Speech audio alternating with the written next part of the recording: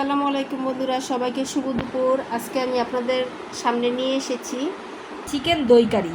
তো আমার মোটামুটি সব মশলায় বাটা আছে, ওইখানে এলাচ, দারচিনি, লবঙ্গ, গোলমরিচ, স্টার সব কিছুই বাটা আছে। যেটা বাটা নাই সেটা হলো এখানে বাদাম নিয়েছি 2 পদের, কিছু সাদা তিল, কিশমিশ, নারিকেল, তরমুজের বীজ আর হলো জিরা। এই কটা জিনিস আমি বেটে তারপরে আসছি আপনাদের সামনে, আপনাদেরকে নিয়ে একসাথে রান্না করব। দই কারির জন্য যে জিনিসটা সবচেয়ে বেশি দরকার সেটা হলো মশলা মাখানো। আমি এখানে পুরো মশলাটাই মাখাই নিব, অর্ধেক কষানোর সময় দিব আর অর্ধেক পরবর্তীতে দিব। এখানে আমি নিয়ে নিচ্ছি পেঁয়াজ বাটা চামচের মতো, দিয়ে দিচ্ছি স্বাদ মতো লবণ। এখানে আমি 1.5 চামচের মতো লবণ নিয়েছি একটা চিকেনের জন্য। এখন আপনাদেরকে দেখাইছিলাম না, সাদা তিল, তারপরে নারিকেল, বাদাম সবগুলি বাটা একসাথে দিয়ে দিচ্ছি।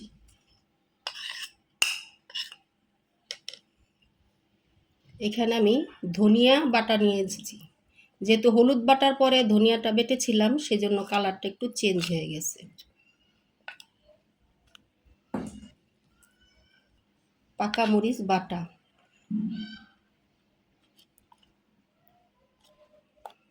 এখানে কাঁচা মরিচ বাটা,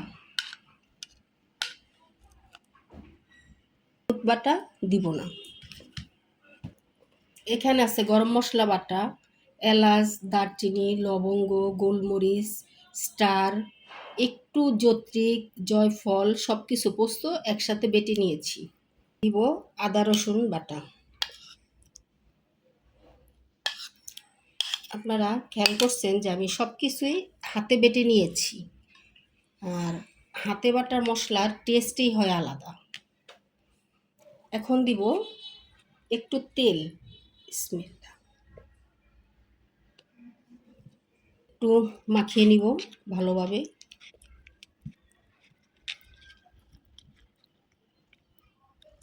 দিয়ে দিচ্ছি টক দই। যেহেতু আমার ঘরে টক দই ছিল না, আমি গুঁড়া দুধকে লেবু মিশিয়ে একটু টক দই করার চেষ্টা করেছি। দিয়ে দিচ্ছি টক দই।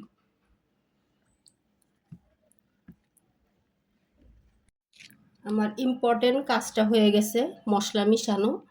এখন দিয়ে দিচ্ছি অর্ধেকটা মশলা এই চিকেনের উপরে, আর বাকিটা দিব কষানোর পরে।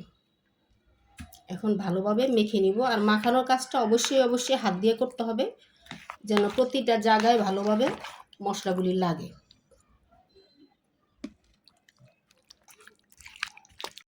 মাখানোর কাজ শেষ, এখন আমি 1 ঘন্টা রেস্টে রেখে দিব। আপনারা তো দেখেছিলেন যে আমি কিভাবে মুরগির গোশত ম্যারিনেট করে রেখেছি, 1 ঘন্টার উপরে রইল। এখন নিয়ে আসছি রান্না করার জন্য। ফার্স্টে আমি একটু দিয়ে দিব তেল, সয়াবিন তেল,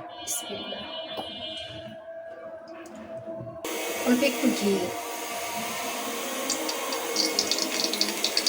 বন্ধুরা, এখন বেশি কথা বলবো না, দিয়ে দিচ্ছি ম্যারিনেট করে রাখা গোশত।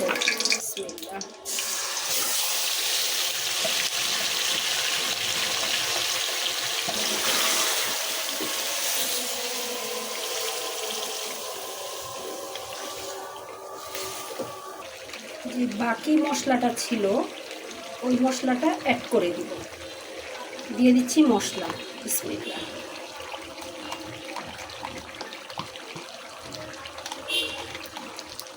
জিরার গুঁড়া, এখানে আমি ভেজে রেখেছিলাম সেই জিরার গুঁড়া দিয়ে দিচ্ছি। কাঁচা জিরা অ্যাড করেছিলাম, এখন ভাজা জিরা অ্যাড করলাম।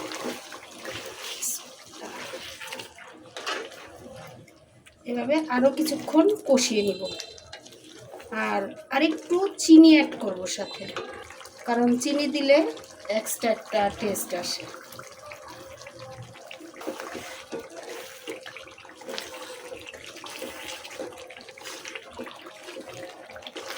দিয়ে দিচ্ছি দই।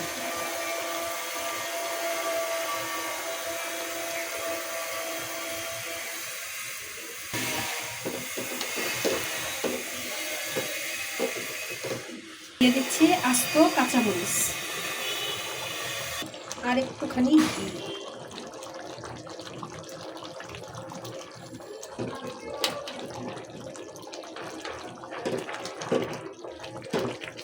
তবে আরও 5 মিনিটের মতো জাল করে নিব।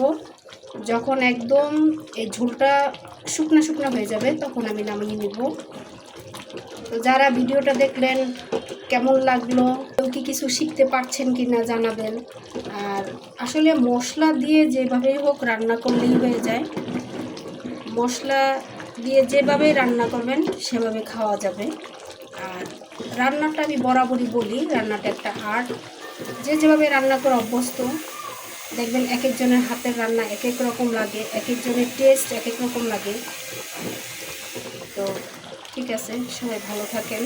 আল্লাহ হাফেজ।